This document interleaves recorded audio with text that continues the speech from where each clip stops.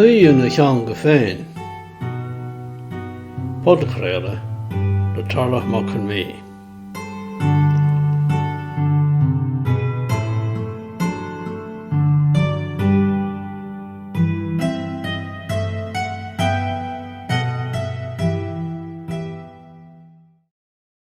I leabhar a féin siúd an géad uair is na 1970 agus a bhfuil trácht ar fós a measc lucht criticeoirte ar fud an domhain. Tráchtan Deleuze agus Guattari ar an littérature mineure nó mhionlitríocht. Seo an senmhíniú atá acu ar an nóisian, ní litríocht I teanga mhionlaigh atá sa mhionlitríocht, ach litríocht a scríbhneoir mionlaigh I teanga mhór. An phríomh eisem lár acu ná Kafka, geodach seicach a scríbhneoir Ghearmáinis. Ach deireann siad go bhfuil náisiún áirithe ar a ann agus mionlitríocht acu, agus tagart faoi le acu don na hÉireannaigh, go mór bhór Joyce a scríomh as béarla, agus ar ina teanga phríomháideach as ar deireadh, agus Beckett a scríomh bhFraincis chomh maith leis an méarla. Airlamh na mionlitríochta is a Kafka, dar le Deleuze agus Guattari. Scríobhann Kafka Ghearmáinis shimplí, gan bhlas, gan tagart áit túil, gan trácht ar áitina faoi le. An rud atá arsúil ige ná déterritorialisation. Is sin rá, tá an talamh dhúchais mionlaigh trécha ige, ach níl talamh dhúchais na teanga móra ghlacha ige ach an uird. Tá Kafka mar sa Ghearmáinis dar le Deleuze, faoi mar atá ráite ag George Steiner freisin, agus mar atá ráite ag an stadaí Francach Michel de Certeau faoi Freud, giúdach eile.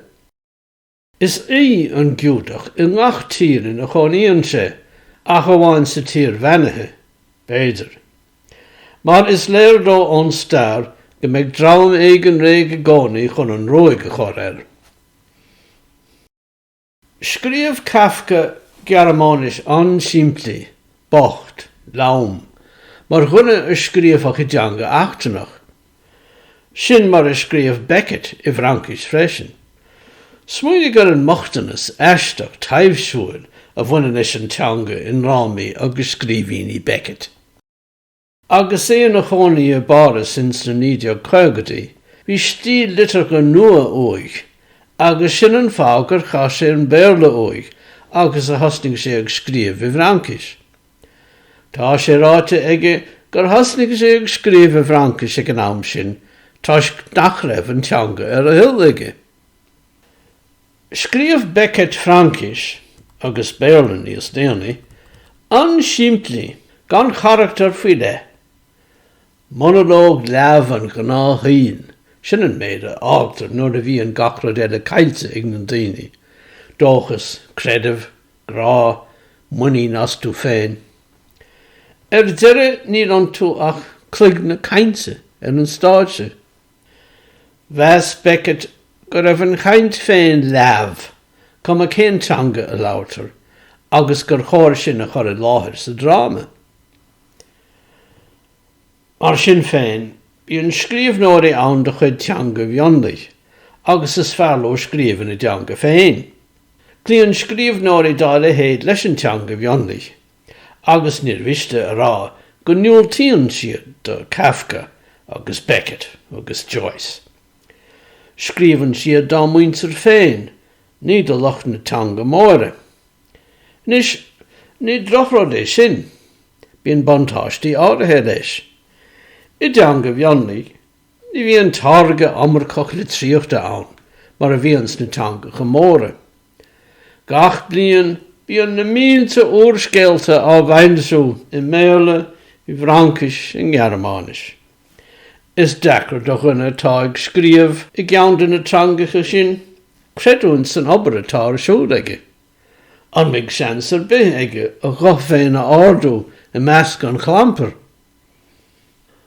Rud eile faoi le maidir leis an údar Ghaeilge inniu. Go minic ní cainteoir dhúchais é. Dar leis an criticeoir Ghaeilge Barry McCrea. Agus údardála ag scríobh in Ghaeilge, tá sé gabháil don déterritorialisation. Ag trégan an talamh dhúchais, mar is é an béle a dhúchas féin, ní an Ghaeilge. Ach ní dóilm go an ceartaigh McCrea, ná go bhfuil an dynamic tuiche ag de fírinne. Is seo mhór féin. Nuair a dhéanann an scríbhneoir leabhar, nó idir gá teanga, raibh féin le son na Ghaeilge.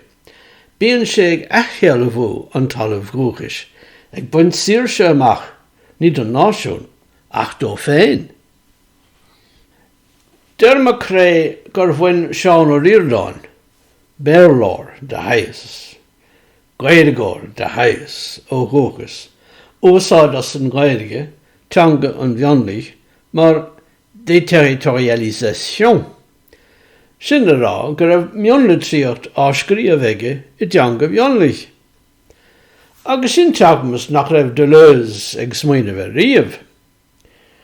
Ach ní bhain se róchínte gur déterritorialisation a bhí ar siúil ag an Ríordáin an éonchor. Is fíor gur heasta óig mar ide teanga phríomháideach dó féin íanamh as an Ghaeilge. In éireann áfach, úsáid an daoine mar é an Ghaeilge mar achmháil, aithchear bhú, mar an chud is mór na Béarlóirí sa tír is í an Ghaeilge teanga a sínsir.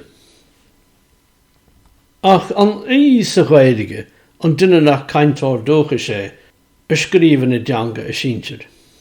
B'éidir go bhfuil mhionlitríocht scríomh aige sa teanga mionlaigh, más é. Sin díreach an chonchloid ag McCrea agus ag traachtar an Ríordáin ar éonchama. Agus b'éidir go bhfuil an ceart aige bailach. Más fála mór thú, seachas cainteoir dhúchais, tuig leat an rud céanna dhéanamh sa Ghaeilge is a rinne Beckett bhFraincis. Is féidir sais teanga bocht, siimplí a scríomh. Nis, cé go mbíonn Béarlóirí ag scríomh in Ghaeilge, caithfidh mé rá nach mbíonn an deachracht sin ag scríbhneoirí Gaeltachta. Is cainteoirí dhúchais iad na húdar.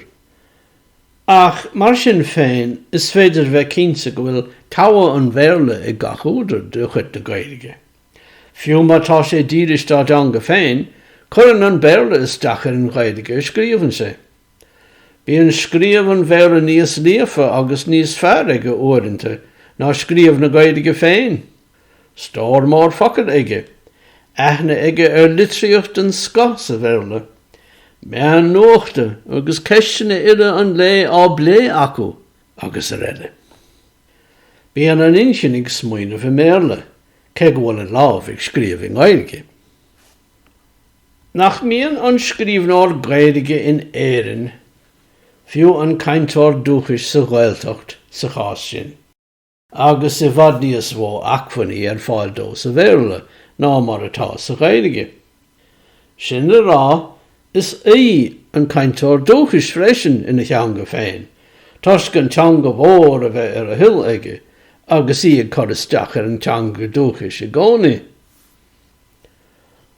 Dála Deleuze agus Guattari, má tá an túdar ar imime le phobal féin, tá sé is siomh maith chun sais fritil nua a chruthúdóibh. Go minic lága bíonn an túdar Ghaeilge ar deoraíocht thar leabhar, ach níos minicí fós bíonn sé ar deoraíocht sa Ghaeltacht. Ábhfuil Martino Deireann trá, agus é géirí fís an Ileán ruúin a chuimeád beo ina chuid finíochta. Ag tráchtúing ar an gcuimhthíos, nó aliénation, mar a thug Breandán Ó Doibhlin ar an bheiniméan seo. Is cinnte gur deoraí an scríbhneoir Ghaeilge, fiú amháin in éireann dó, mar gach lá tá sig plé le dabhainn an bhéarla, cuma an bhfuil sé sa Ghaeltacht nó sa Ghaeltacht. Mácharann sé síos ar an saoil ina thimpeall, mar ba chóir don uairiscéalaí fónta, bíonn sé cur síos an Ghaeilge ar gabhainn an bhéarla. Mar a dúirt Ó Doibhlin, sin fá breise go mbíonn a lán de scríbhneoirí Ghaeilge na duine seo ag trácht faoi éanareacht agus an smaoinseáid éanar. Agus úsáid á buint acu as an monológ in bhealach agus technicí liturga dá lehéad. Féin siad an dúchas atá uthas sa teanga féin, agus dechar ráibh an dúchas sin a bhonú agus a chothú I dalamh dúchais an bhéarla. Is é sin rá bhealach eile, buinn gnéithe áirithe den mhionlitríocht, literature mineure, le litríocht Ghaeilge na linne seo, cé nach mhór theanga an Ghaeilge. Rud nach méach Deleuze agus a lehéad ag sóil leis, agus léirún méid sin ceapam gur chóir teoiric na mionlitríochta a bhFraincis agus ná bhiste de loch na teanga go mionlaigh a ladar a choras sa scéal.